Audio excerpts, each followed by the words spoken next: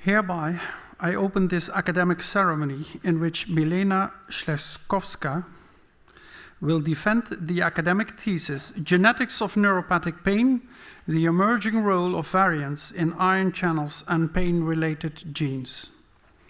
I also like to welcome the promotion team, first supervisor, Professor Smeets, with expertise in clinical genomics with focus on mitochondrial disorders.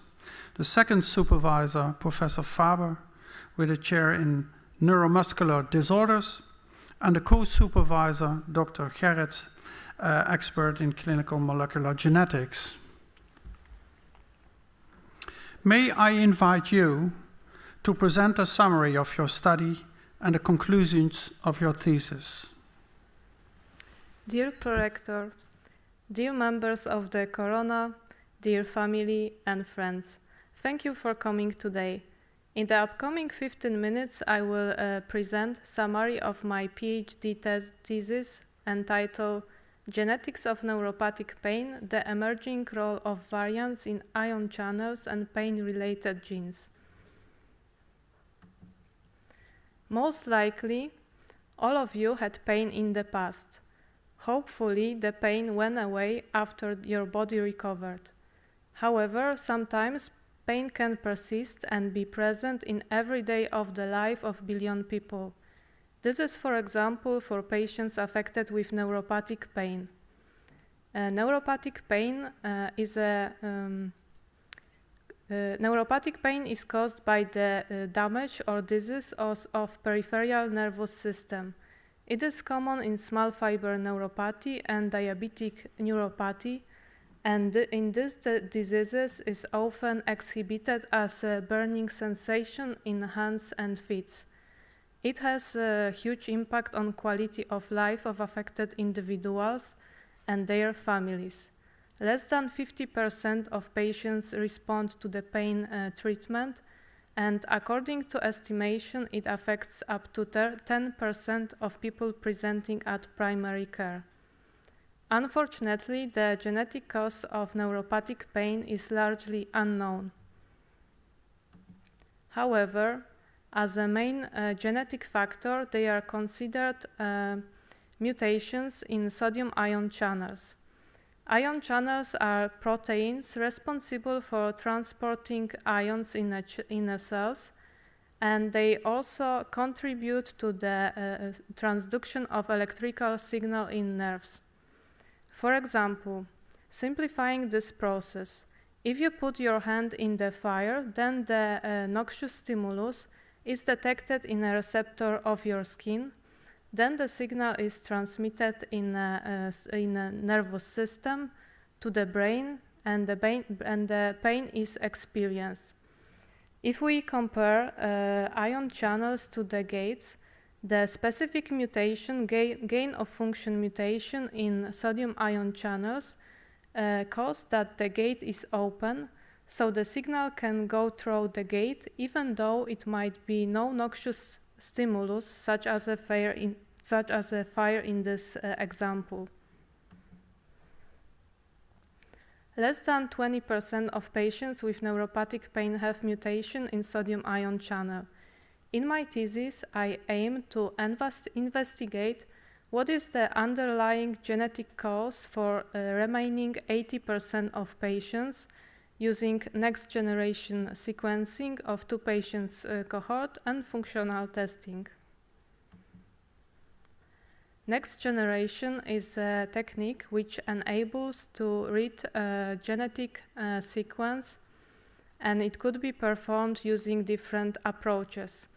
You can sequence a gene panel, so a specific number of genes, or you can sequence all genes at the same time. Genetic variant is illustrated in this picture, and this is a change in a nucleotide sequence in DNA. Variants can have a different effect. In my thesis, I classified them using 5-class grading scale presented on this picture. They are pathogenic variants in which the change leads to the change of the function. So you cannot eat the soup with the fork. There is a group of variants with uncertain significance for which additional validation is necessary to understand if they are pathogenic, and benign variants which do not influence function of the protein. In this study, 2 patients cohort were recruited: patients with diabetic neuropathy, 222 patients with diabetic neuropathy and neuropathic pain, diabetic neuropathy patients that do not suffer from neuropathic pain, and small fiber neuropathy patients. And these patients were sequenced, searching for potentially causative variants in 15 ion channels. As a result, several VUS were identified both in diabetic neuropathy patients with neuropathic pain and without neuropathic pain. If you remind the example of the gate, some variants may lead to the opening of the gate, while the other variants can have a completely opposite effect.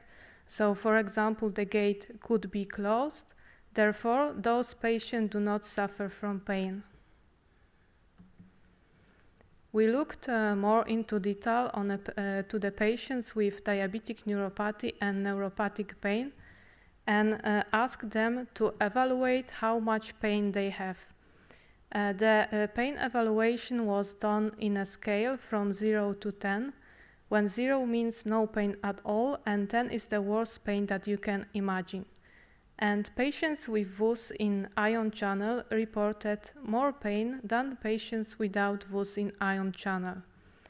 This was later confirmed in patients with small fiber neuropathy.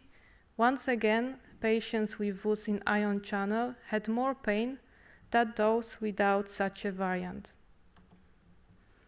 To understand what other genes might be involved in the neuropathic pain, the specific pain gene panel was created and consisted from 592 genes.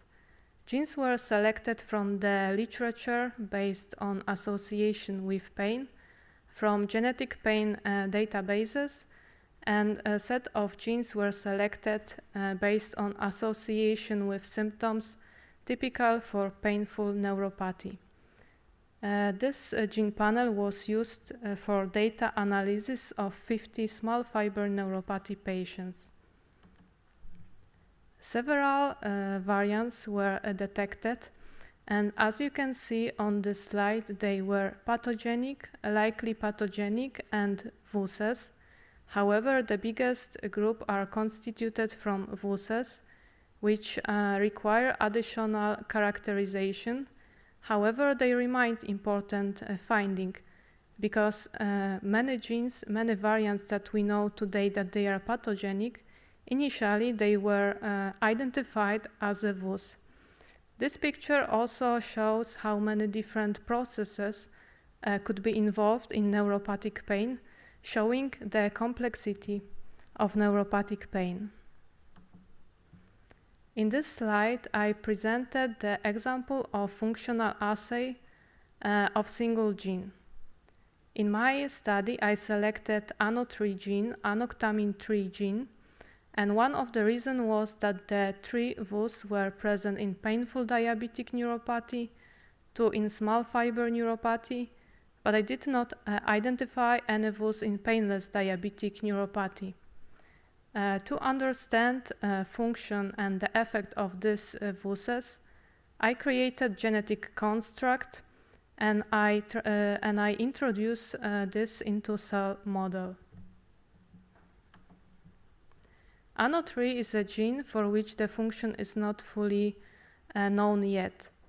Some literature indicate that this gene will work as a calcium-activated phospholipid scramblase, while the other studies show that it will function as a calcium-activated chloride channel. As I cannot measure pain in the cells, I decided to design a calcium-based assay which can measure calcium abnormalities in cell model. And it was done initially using the fluorescent microscope, and in this approach I labeled calcium and measured the fluorescence under the microscope. However, this assay was very time-consuming, and only one sample could be monitored at once. And this also had technical difficulties because several steps were included in this process. Therefore, I automated this process using FlexStation Reader, and that's the machine which can measure the fluorescence from the plate, which shortened the time of the experiment and enabled to observe multiple samples at once. This is only example for one assay, and for each gene, a function-specific assay could be developed, which is very time-consuming, and sometimes it can take from months to even 2 years. Coming to the conclusions, in this thesis I showed that the genetic variants of ion channels correlate with higher pain scores in diabetic neuropathy and small fiber neuropathy. Those were detected in multiple genes, therefore more variants can be expected to be causative for neuropathic pain. Next generation sequencing leads to identification of big number of VUSes, which they require additional validation to confirm their pathogenicity, preferably in a high throughput models that they can keep up with the speed of the next generation sequencing results. This work provides more knowledge about the genetics of neuropathic pain, and it can contribute in the future for the patient-specific therapy based on the genetic profile of each patient, which is essential to improve a clinical outcome. Thank you very much for your attention. I'm giving back the word to the prorector. Thank you for the presentation. You are well in time, so gives us some extra minutes for the opposition. The opposition will be opened by the chair of the assessment committee, Professor van Zundert. Dear candidate, dear promotion team, thanks for the interesting work that you have delivered. As a clinician, I see a lot of patients with neuropathic pain, and the outcome, the pharmacological treatment outcome, is often disappointing. So that's the reason why we need good research like this to try to improve it. So congratulations on the work, and as part of the whole Horizon 2020 project, which is of course scientifically well renowned. But we are here to chat a little bit, my dear candidates. So I'd like to let you work your paranymph. You can choose which one, and to read the proposition number 3, please.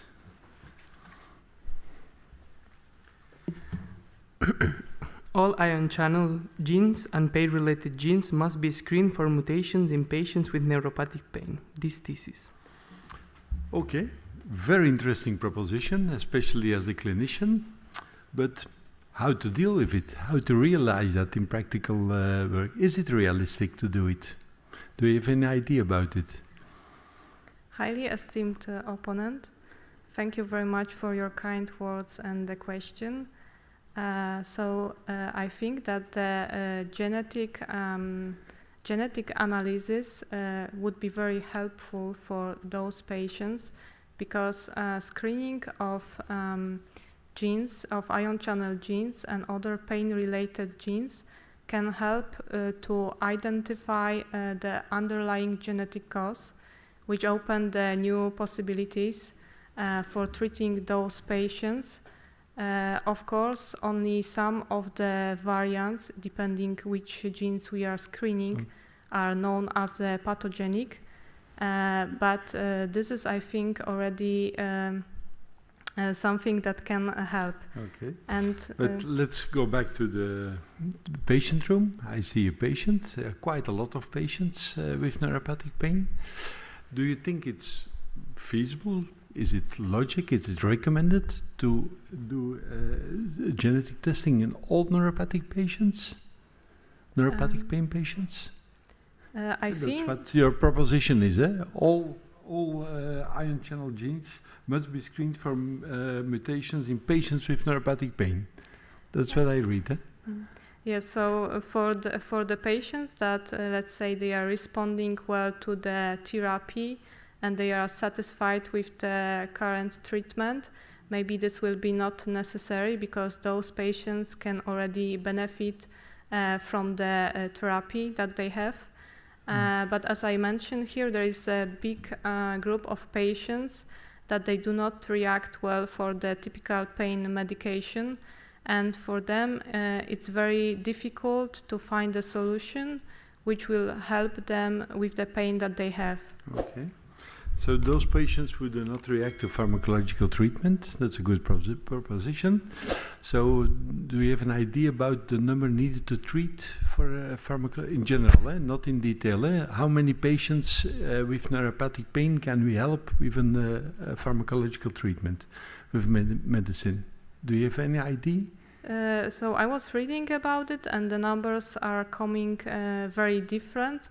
So in general, the treatment is not effective, and I think if I remind correctly the number, only I think 50% of patients can have 50% of pain relief with the currently I will available. help you. The number need to treat is between 4 and 7. So it means, in average, you have 4 to 7 patients to treat before one gets a good result. Not talking about side effects. The 50% is probably dealing with the side effects that they are experiencing. So the majority of the neuropathic pain patients that we see in our outpatient, we cannot help with medication.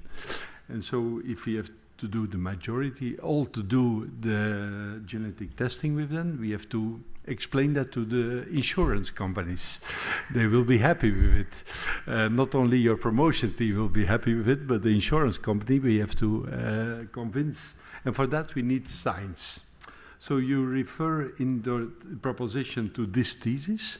I suppose it's dealing with chapter 3 and 4, where this proposition is based on, if you agree. So it's nice to go a little bit more into detail in the results of chapter 3.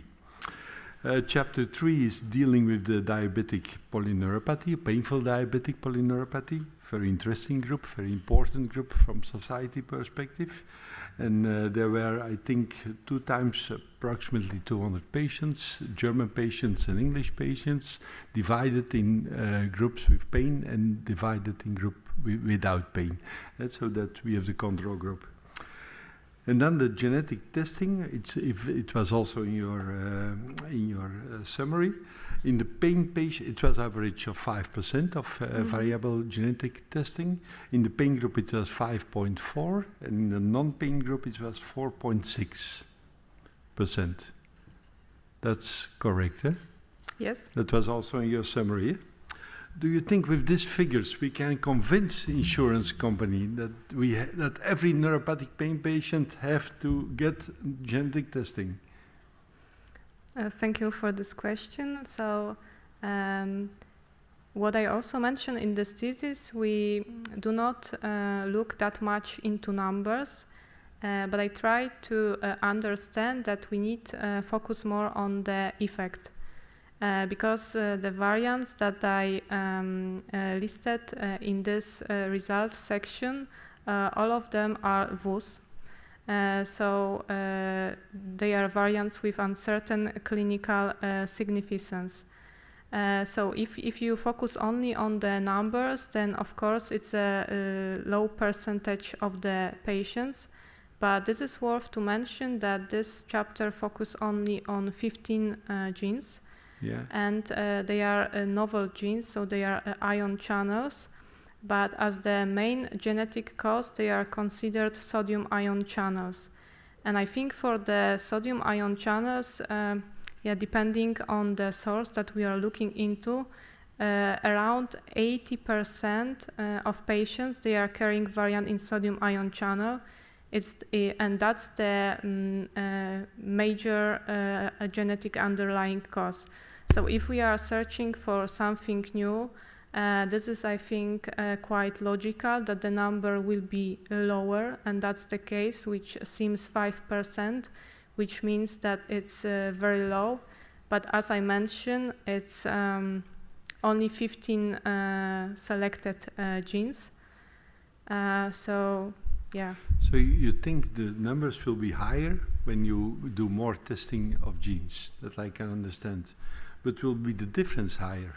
Because you have a quite low number, 5% is not that high, but also the difference between pain and non-pain, 5.4 versus 4.6%, is not that convincing to say that we have to do at this moment, that we have.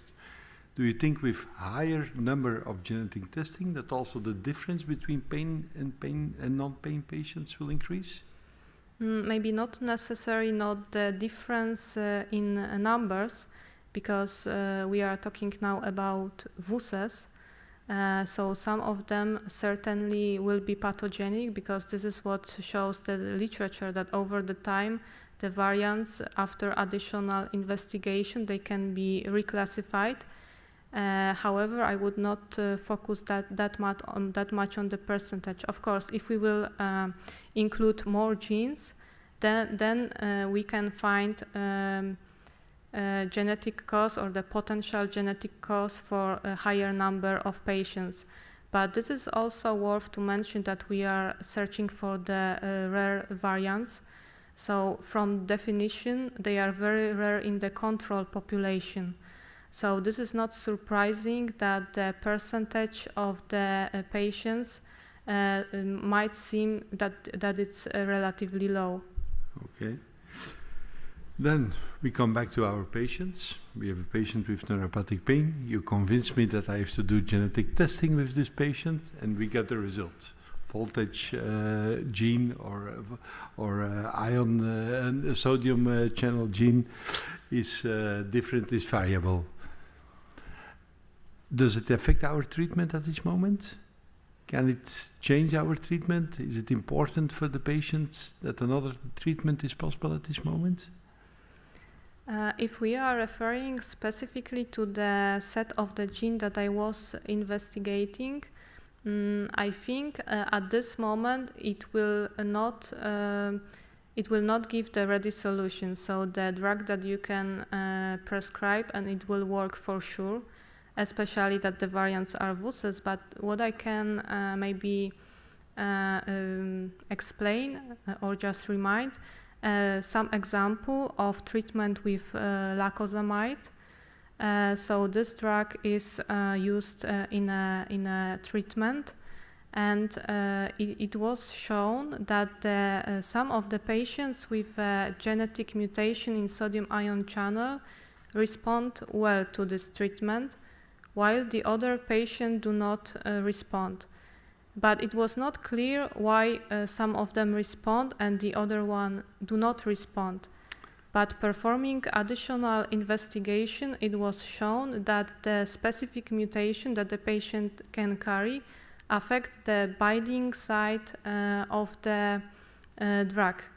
So in this way, it helped to discriminate the patients with the genetic mutation of sodium ion channel that should respond to the lacosamide from those that they also have another variant in sodium ion channel, but the variant is located specifically in the binding site, so that explains why the drug most likely will not work for them. Therefore, you need more research based on your research that you have done. I thank you for your answers, and I give the word back to the prorector. The opposition will be continued by Professor Bennett. He's also a member of the assessment committee and holding a chair in neurology and neurobiology at the Nuffield Department of Clinical Neurosciences at the University of Oxford. Thank you. And Milena, nice to meet you remotely, and thank you for the thesis, which I received and enjoyed reading, and thank you for your presentation. So maybe I can start with a general question, which is, what do you think distinguishes, you're obviously focusing on the genetics of neuropathic pain. So what do you think distinguishes neuropathic pain from other types of pain? And how are you going to use that information in terms of, for instance, in chapter 3, when you're trying to distinguish painless from painful diabetic neuropathy, how do you know that you're specifically looking at those patients with painful diabetic neuropathy that have neuropathic pain? Highly esteemed opponent, thank you very much for your question. So yeah, if I understood correctly the question, it was addressing the point how I can know that the patients have specifically neuropathic pain, not the pain coming from a different etiology. Is that correct? I guess the second part of my question, I want to start with what is special about neuropathic pain, or how do you define neuropathic pain? And then you can move on to how you applied that to your own research. So the patients with neuropathic pain, especially those that are included in my thesis, they have neuropathy, which means that the disease is affecting peripheral nerves. So this is one of the indicator. And also when the patients were enrolling for the study, they were filling specific pain questionnaires, which can help to diagnose neuropathic pain. So I think that those will be these two things. Of course, if we look into literature, there is an overlap, let's say, even for the genetic background of neuropathic pain and for the other type of pain, I mean chronic pain. So there is overlap that some genes might be involved in neuropathic pain and also for the other types of pain. So if we are coming specifically to this result, which the study was done on neuropathic pain patients, they might be also valid for the other patients group, but this will need additional investigation in the specific phenotype. Okay, I agree. I guess the challenge that we all have is lots of patients may have a number of different types of pain. So you may have a patient with diabetic neuropathy, and that may be a cause for pain, but they may also, for instance, have problems with their blood vessels or ulcers on their feet, which make it complicated to know what the driver of the pain is. So what kind of things would you need to know about the pain in someone with diabetic neuropathy to make you think it's neuropathic? A specific question that they were asked to the patients, and also during the recruitment, the patients got a specific investigation. So they were diagnosed based on a specific procedure, and also neuropathic pain have some determinants. So basing on the symptoms, you can also have the indication what type of pain is it. Do you think where the pain is important? Could you please repeat?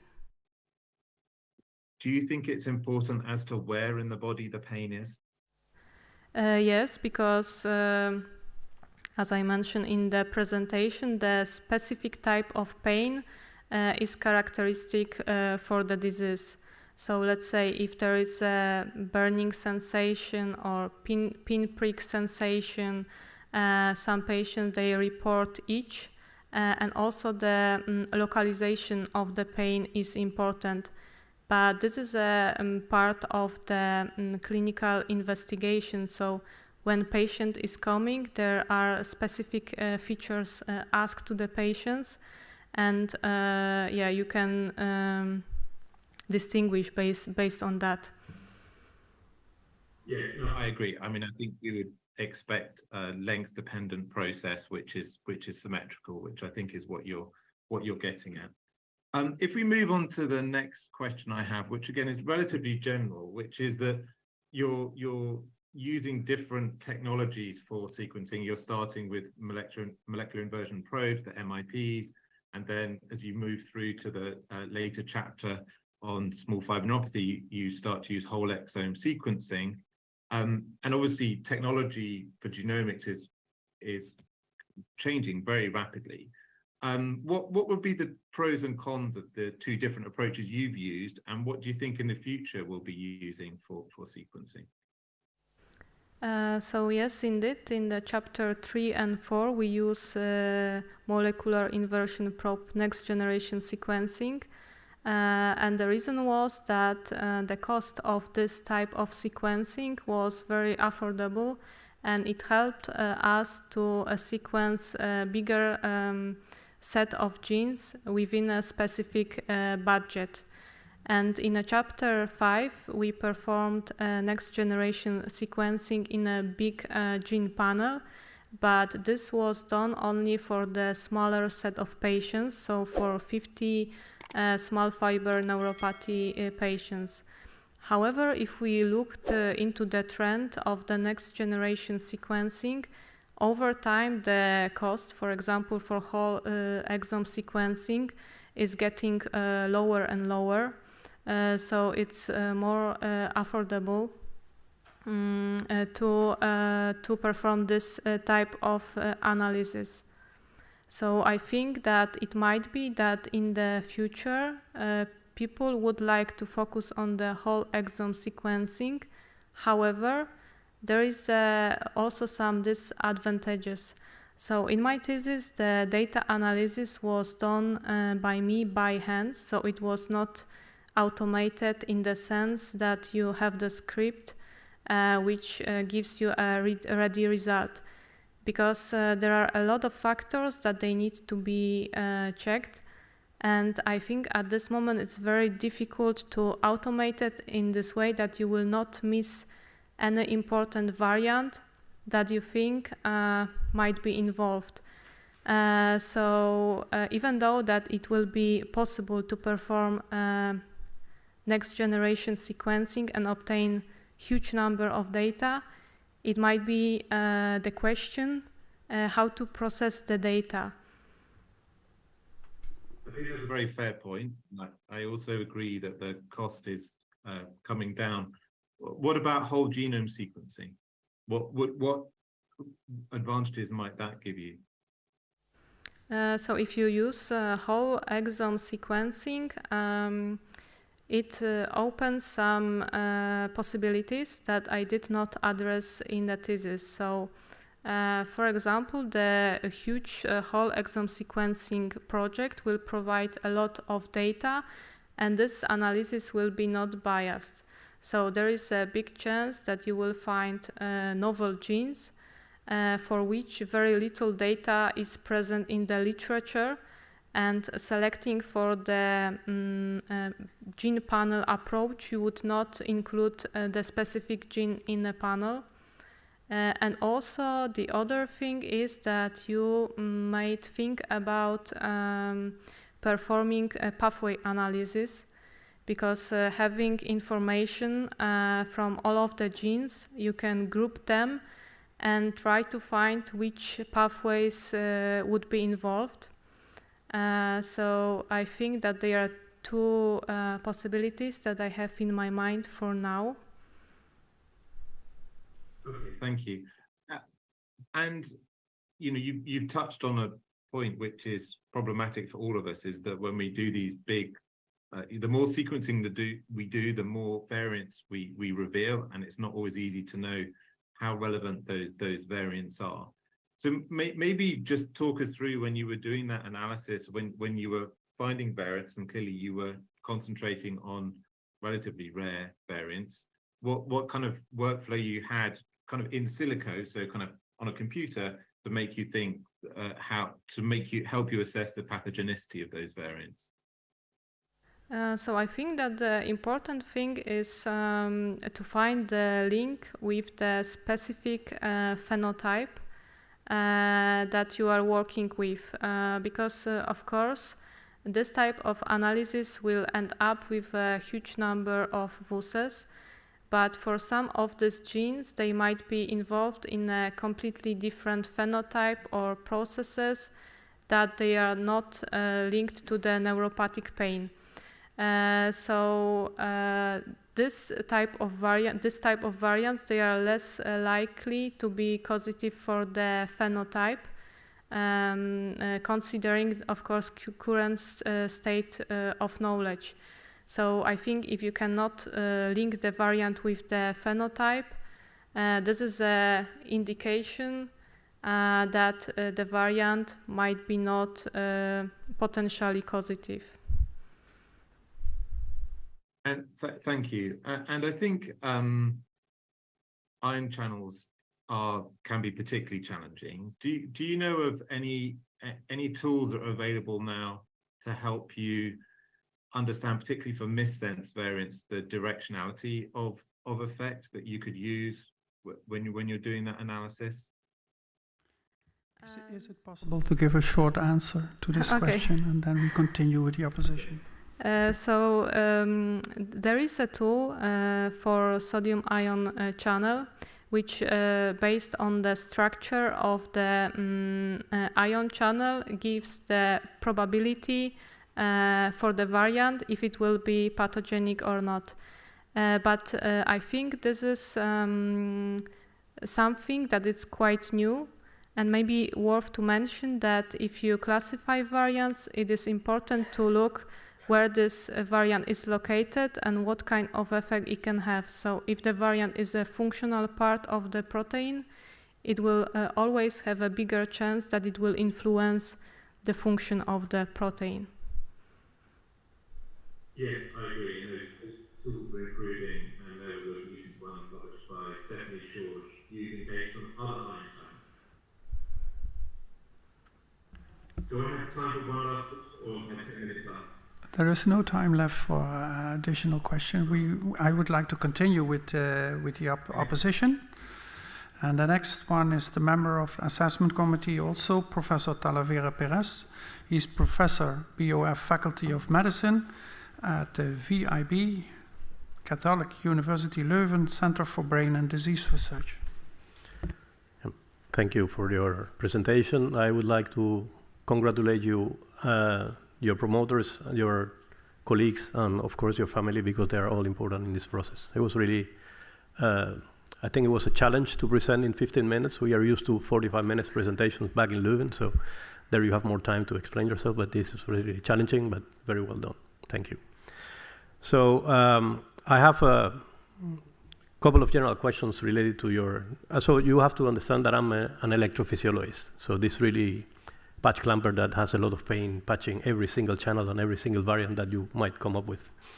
So, so from that perspective, let's say if you following your study, right, and you see how much work is behind what any variant that you propose as potentially pathogenic. If you have now a certain amount of money, a certain budget that you need to invest in the next steps, what would you propose to be better, a better path? To choose genes that are related to, let's say, the peripheral pain processing, or let's say follow all these single variants that you find, or maybe just focus your money on central pathways for pain processing, like go directly to the brain and shut down the pain, and then everything is fixed. What would you do? Don't be afraid, it's just a theoretical question. Highly esteemed opponent, thank you very much for this interesting question. So indeed, selecting the next steps are challenging, and it was also a challenge for me because in the beginning I hoped that maybe I can test more variants in more genes, But in the reality, it's quite difficult, especially if you have limited time and limited funding, and especially if the function of the gene is not well established.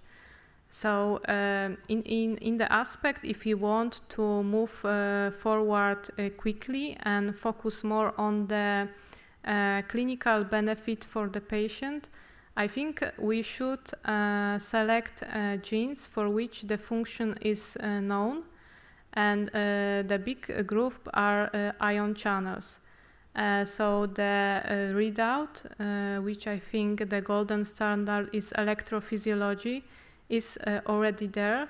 So there is a possibility that the variants can be tested.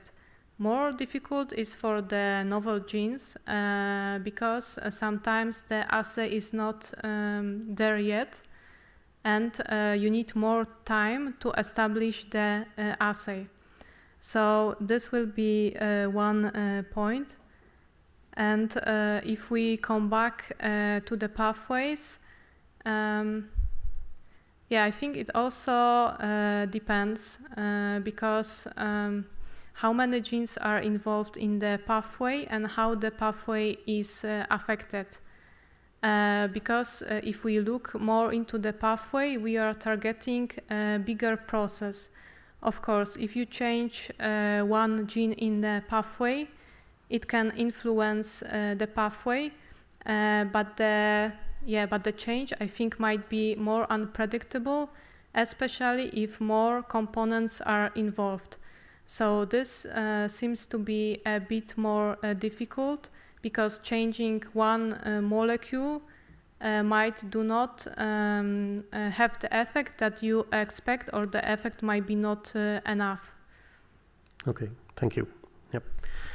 So I wanted to ask, as well as my previous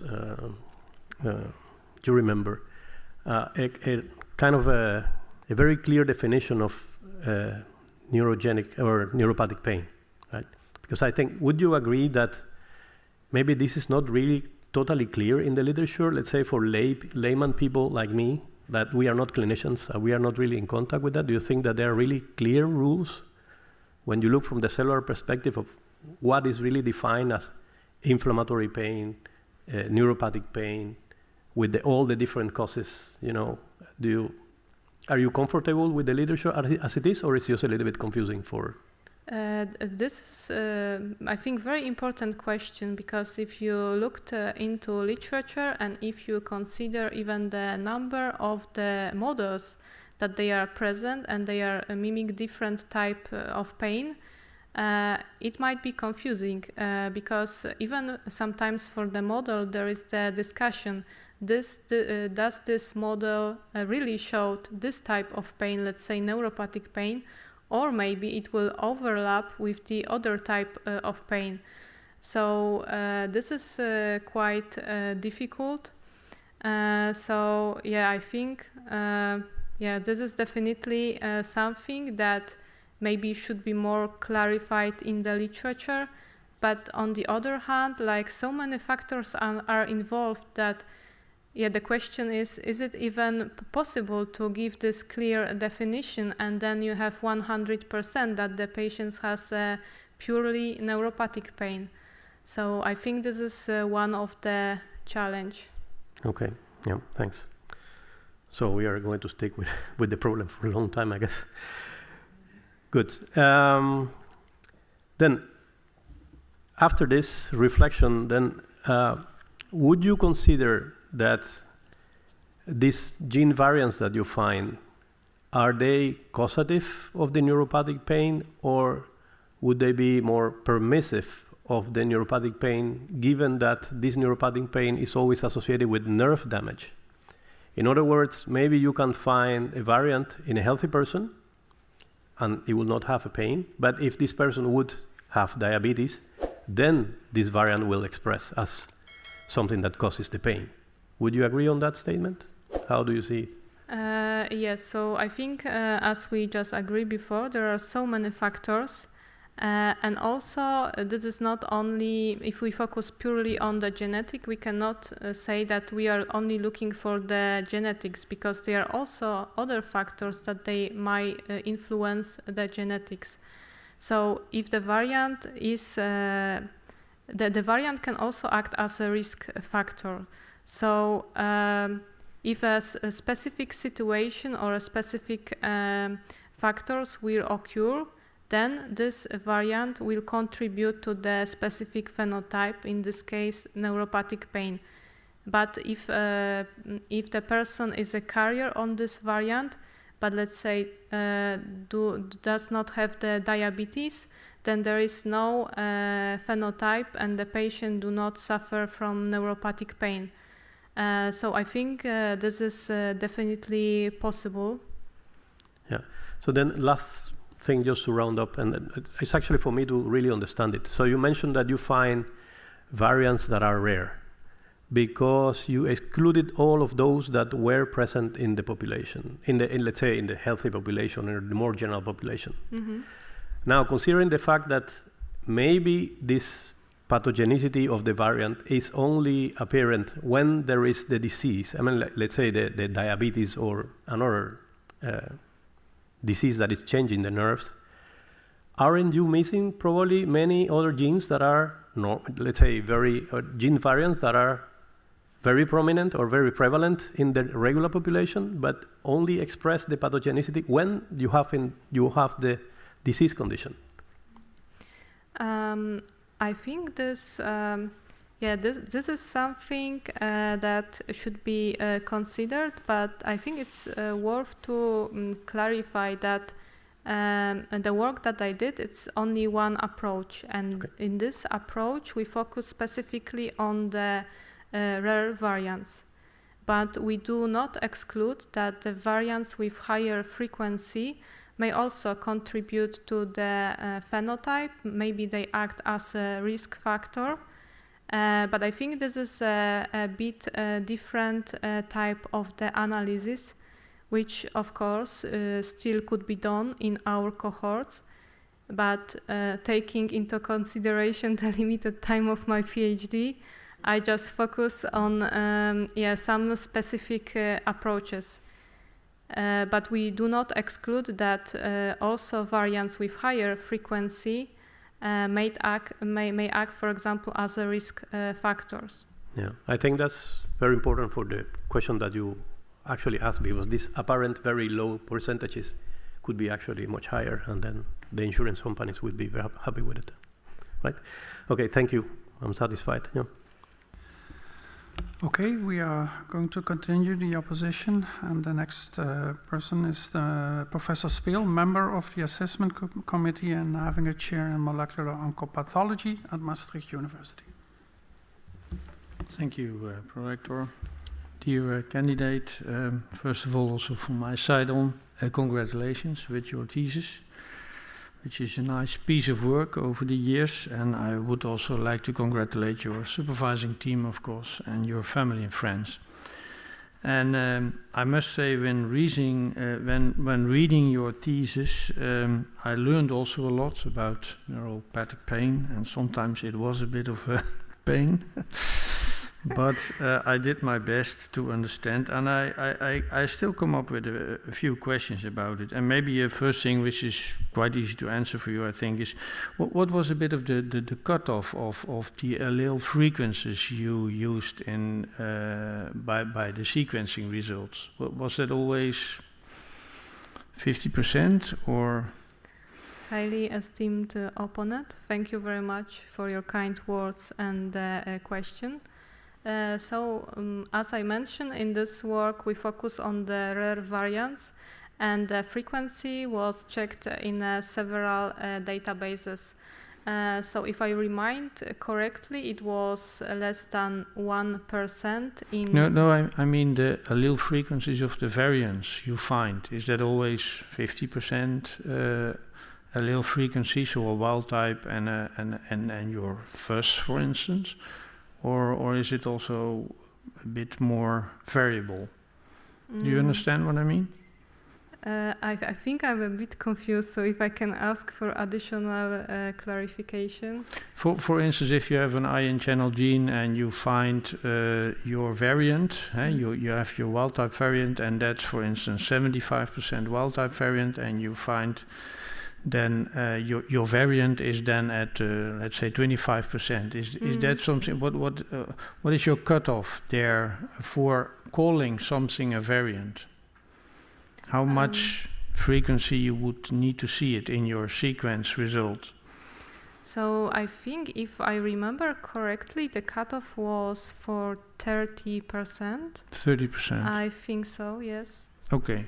Yeah, that's good to know, because sometimes it can differ much more, and sometimes, as you described, your SMIP or your coverage can be not so good, so sometimes you can have maybe larger variants. So 30% was a bit of the cutoff.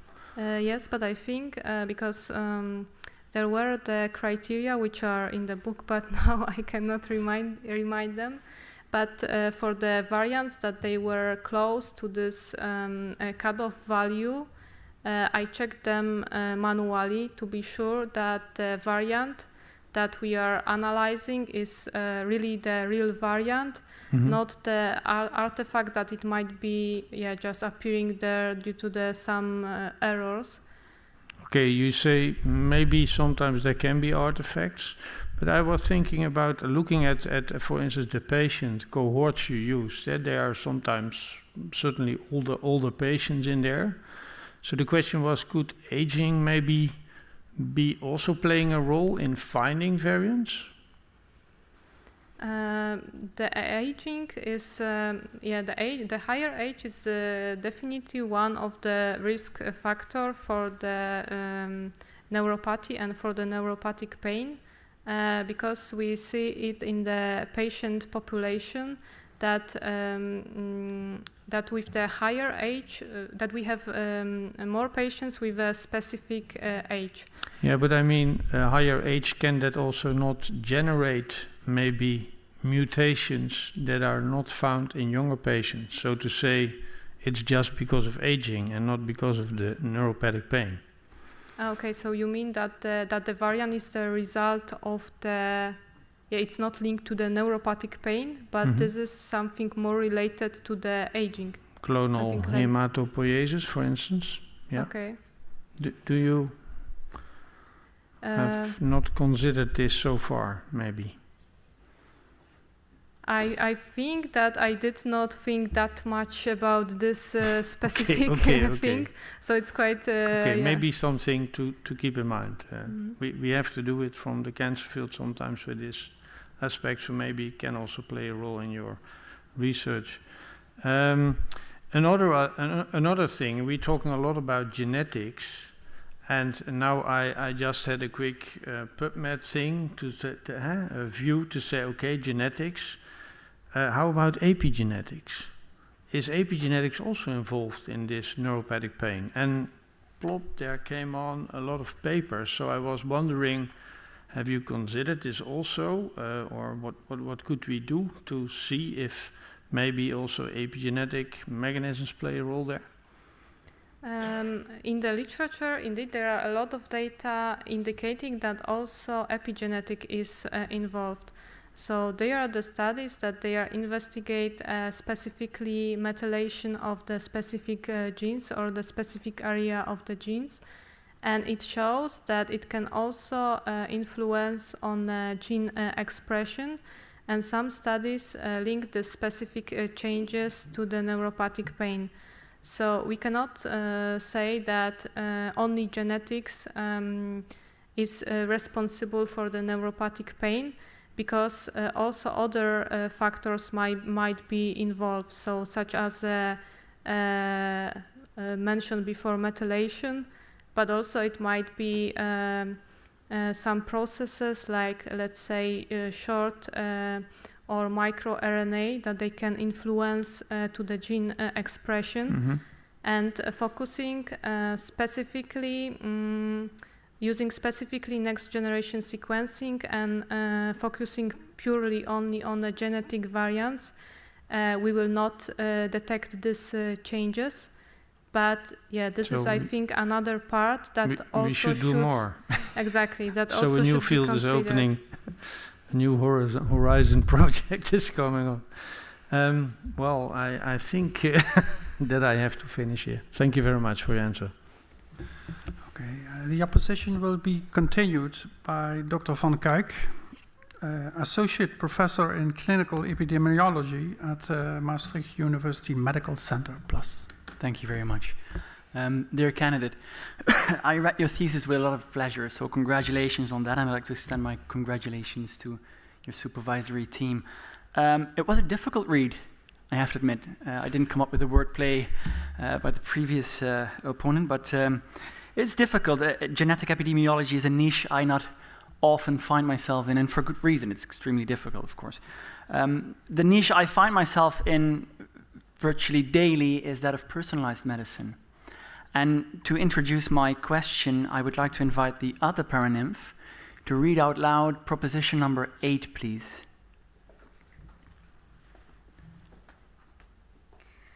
A personalized therapy based on the patient's genetic and clinical profile is essential for a positive clinical outcome impact. Thank you. Now that's a strong proposition, as they should be, of course, because you need to be able to defend it. And when I read your thesis, you discussed personalized medicine in the introduction section, and in the discussion section, and in the impact paragraph.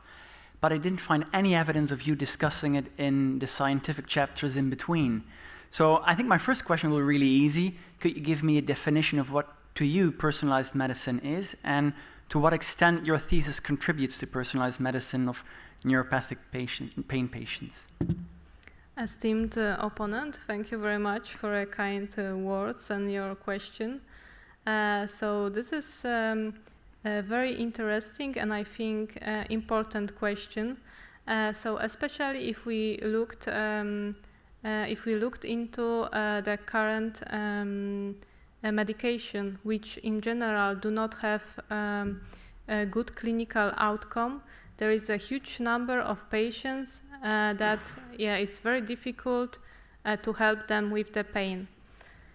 So it was also shown that in the example that I mentioned before with the lacosamide and sodium ion channel mutation, so it might be that for some patients something is working, but the other patient seems to have very similar clinical complaints and even the genetic background, because has also the mutation in the same gene but a bit different, but but the medication does not work for the specific person.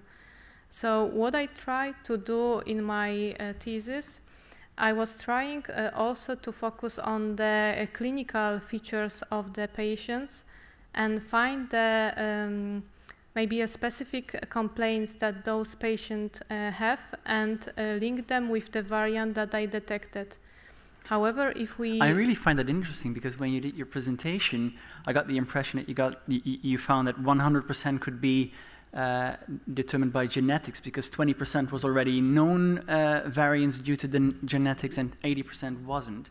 Whereas in your statement, of course, you write genetic and clinical profile. So I was a bit confused. To what extent do you think these genes are important for personalized medicine, and to what extent the clinical factors of these patients, regardless of their correlation to each other? This is quite difficult to give an answer that will explain it 100%. But I think what is important, if we have a patient with the specific clinical description, at least what I was trying to do, I was trying to understand what is wrong and what kind of effect it has and what kind of genes, based on the function of the genes, can lead to this effect. Of course, this might be challenging, especially if you sequence novel genes, because sometimes the link is not that clear, but also there is a huge difference between patients. So even patients with the same variant can have a different phenotype. So some of the symptoms are the same, but some are not the same, and also the response to the treatment might be different. So you would acknowledge that genes are just one part of the whole picture that helps determine a patient's probability of treatment success given any treatment, right? Yes, this is only one thing. So I think that this type of studies will not resolve 100% and will not give the answer that we know for sure. There are also other things that we need to consider. Thank you very much. Give the word back. Okay, Milena Ślęczkowska. The time appointed for defending your thesis has passed. The degree committee will now withdraw to discuss the quality of your thesis and your defense.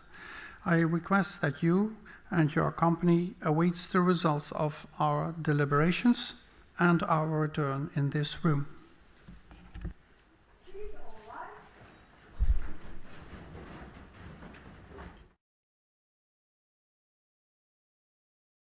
The PhD defense has now ended. The degree committee will debate the candidate's performance behind closed doors. This process usually takes about 10 minutes.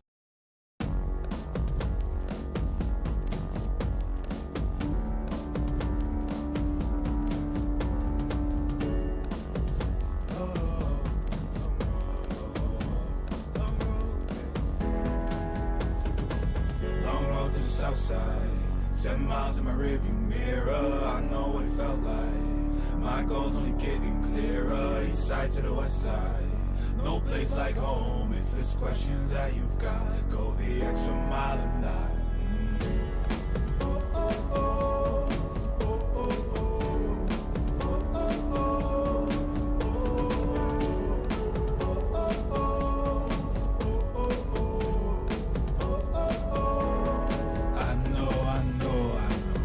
On the line, I know you know that I can't read your mind. Years can't fly by now, don't waste all your time. Cause I'll go the extra mile. Long road to the south side, 7 miles in my rearview mirror, I know what it felt like. My goal's only getting clearer, east side to the west side. No place like home, if it's questions that you've got, go the extra mile and that. On the dash, got my laces tied. Long road, I don't waste no time. Break rules because fate decides. With the team and we chase the light. I make a move, fall down, shake it off. I hate to lose, bad branch, break it off. No room for negativity, praise and love. Prepare for deep part cause we're taking off. Hit the mileage, traveling so far from home. Gathering knowledge, other connections. I put the time in to get everything I ever hoped for. It's a challenge and we all in. It's a better future that we go for. And even though these nights seem long, I know that I am never on my own. Know you've won the battle once you've grown.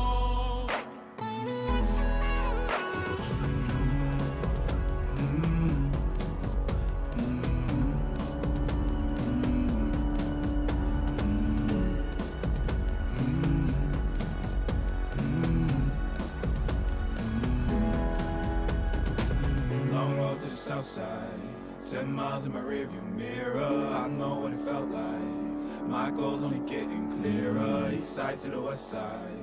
No place like home, if it's questions that you've got, go the extra mile and that. Long road to the south side, 10 miles in my rearview mirror, I know what it felt like. My goal's only getting clearer, east side to the west side. No place like home, if it's questions that you've got, go the extra mile and that.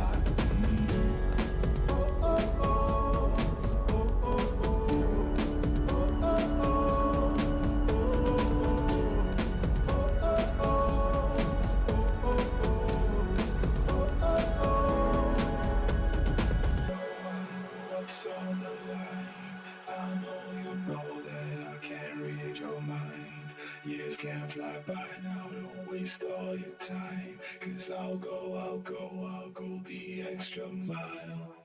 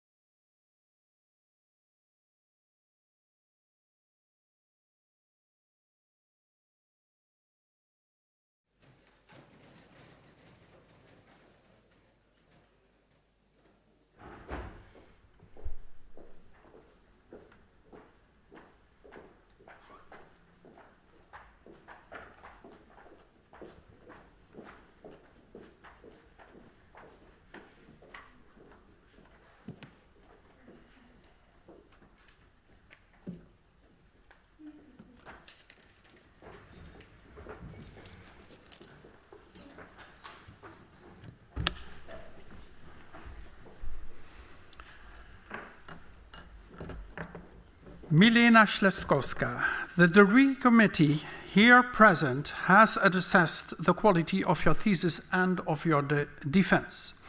In view of its positive verdict and taking into account your previous qualifications, the degree committee has decided to grant you the degree of doctor. Professor Smeets is authorized to confer upon you this academic distinction in accordance with Dutch university custom. I invite your supervisor to now take the floor.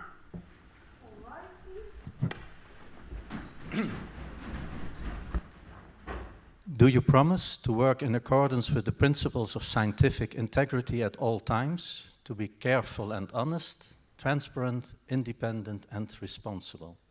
Yes, I promise. Then I can congratulate you. By the authority vested in us by law and in conformity with the decision of the committee here present, I hereby confer upon you, Milena Agata Ślęczkowska, the degree of doctor and grant you all rights attached by custom and law. As evidence of this, I now present you with the degree certificate signed by director, the secretary, and the other members of the committee, and affixed with the official seal of the university.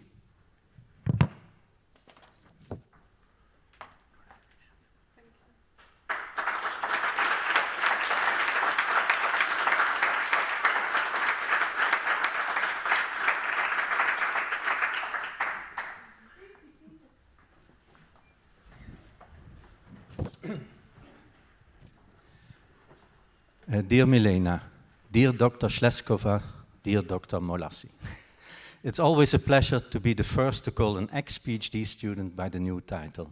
Dr. Ślęczkowska, you made it. Congratulations with the PhD degree you obtained today, also on behalf of Karen and Monique. Your PhD period has been quite a journey. Maybe it's better to call it an odyssey. That has been the situation for all PhD students who have seen their PhD period interrupted, frustrated, and delayed by the COVID-19 pandemic. But as Odysseus came home in 10 years, you made it in a bit less than 7 years. And not only the end, but also your start contained some hurdles. In fact, we had to hire you twice. When the Marie Curie PainNet grant of Karen was approved, we immediately started the hiring process and we selected you out of 17 candidates. You were motivated for the job, had relevant expertise, international experience, and a good reference.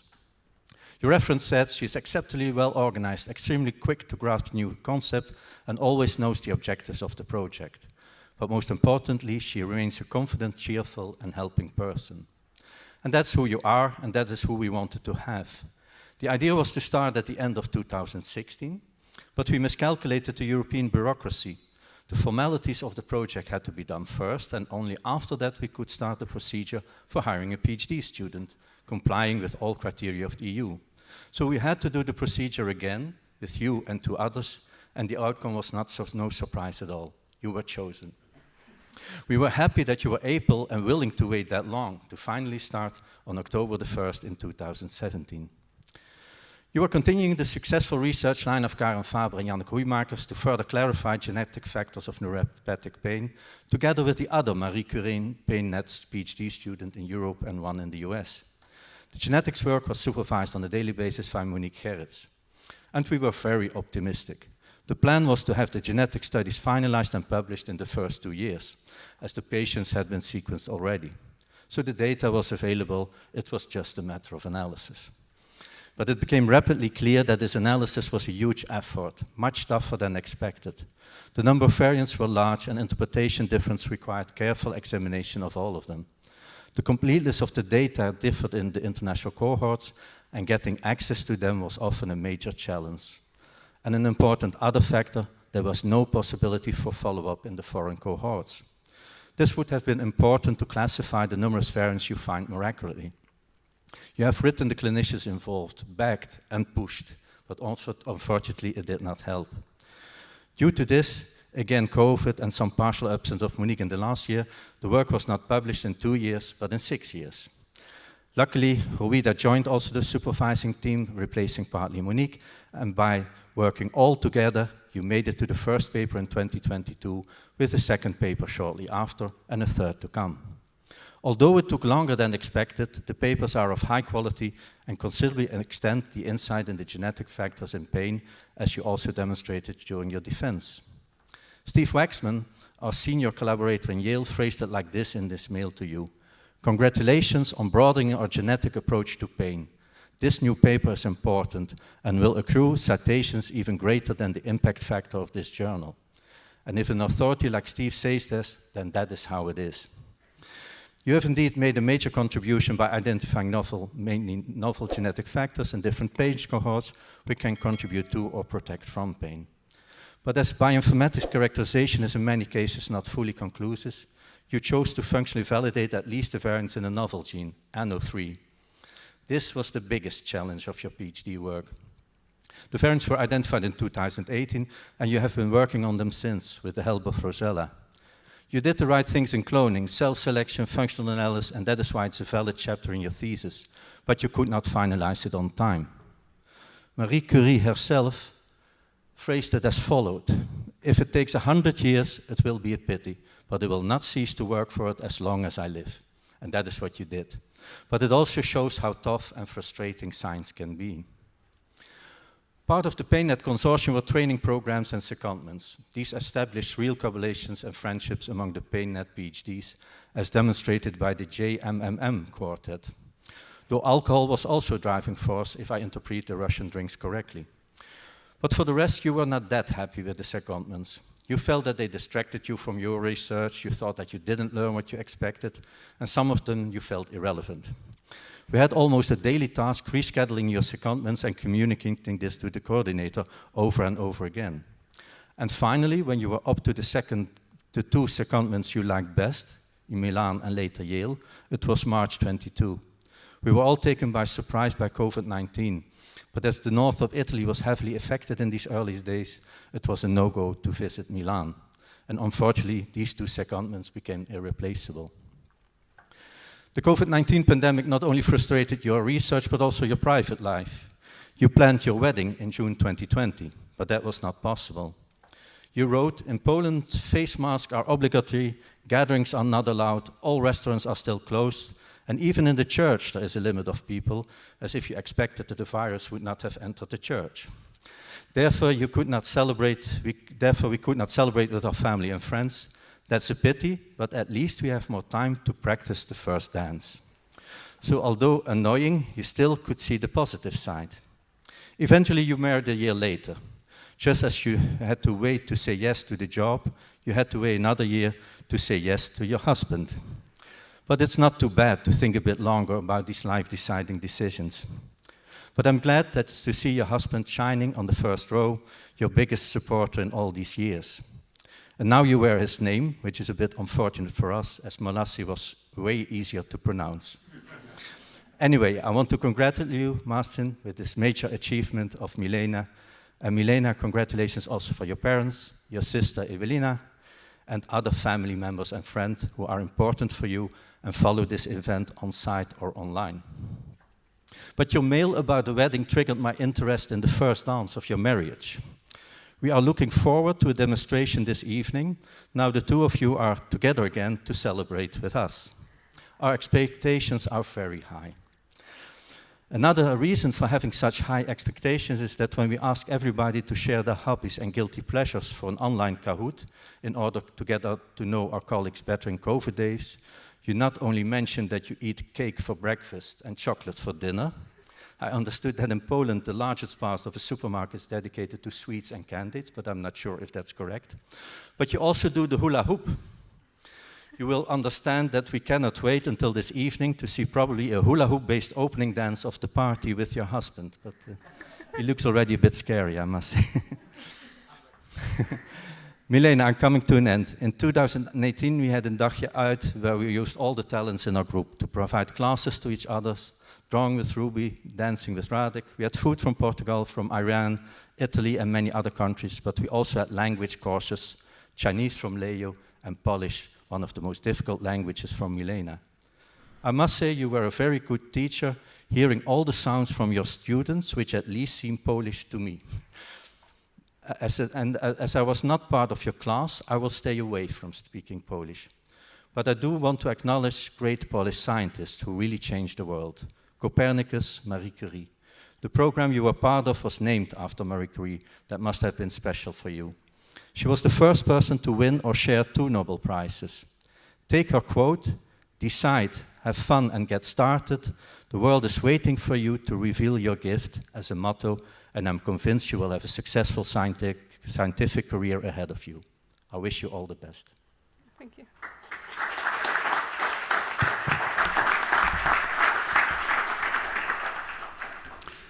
Dear Dr. Ślęczkowska, also on behalf of the University of Maastricht and of myself, I congratulate you with the degree you have acquired.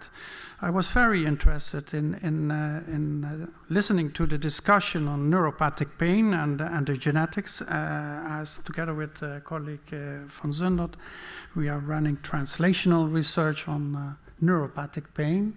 And I think that's the future, whether it's the genetics will tell us what is neuropathic pain, or is the clinician telling us what the genetics needs to do. I think in the future, this balance needs to be fine-tuned, and you made very important research in that respect. So it was very interesting for me. Before I close this meeting, 2 logistic points. I would like to invite Professor Bennett to congratulate you. He's in Oxford, as you know, and he will do it here via the screen. So the floor is yours, Professor Bennett. Very much, and greetings from Oxford, and I'm glad to be able to use the term Dr. Maria Ślęczkowska, and I'd like to personally congratulate you for what was a real achievement, both in terms of the thesis and your defense. And I won't just congratulate you, but I'll also congratulate your proposers and your family, because I know this kind of body of work, of course, we all need a support team behind us. I think pain is one of the greatest challenges of humanity, and like a number of people in the audience, I'm a working clinician, and it's definitely not a problem medical science has yet managed to solve. And I think genetics has really energized much of the field in both our understanding of pain and hopefully giving us new ways to new mechanisms and new treatment approaches. And I think your work has made a significant contribution to that field. And so I look forward, as Steve Waxman suggests, to citing your papers. I look forward to following your future career and future achievements. And finally, I wish you a wonderful celebration tonight, and I look forward to seeing the pictures of the hula hoop dancing. And it's a really enjoyable experience doing this event with you. Thank you very much.